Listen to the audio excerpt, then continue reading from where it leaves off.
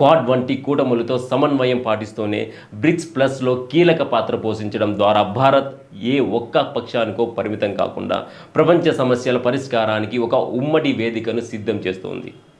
ఈ అసాధారణమైన నాయకత్వమే నవభారతానికి అసలైన గర్వకారణం.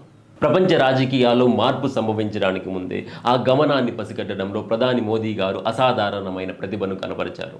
ఫిబ్రవరి 7న అమెరికాలో కీలక వాణిజ్య ఒప్పందం కుదుర్చుకోవడం, ఆ వెంటనే ఫిబ్రవరి 12న రష్యా తిరిగి డాలర్ ఆధారిత వాణిజ్యానికి మొగ్గు చూపుతున్నట్లు సంకేతాలు ఇవ్వడం గమనిస్తే భారత్ ఎంతటి ముందు చూపుతో అడుగులు వేస్తోందో అర్థమవుతుంది. రష్యా తిరిగి అమెరికన్ డాలర్ సెటిల్మెంట్ వ్యవస్థలోకి రావాలని ఆలోచించడం అనేది ప్రపంచ ఆర్థిక ముఖచిత్రాన్ని మార్చే ఒక పెద్ద పరిణామం.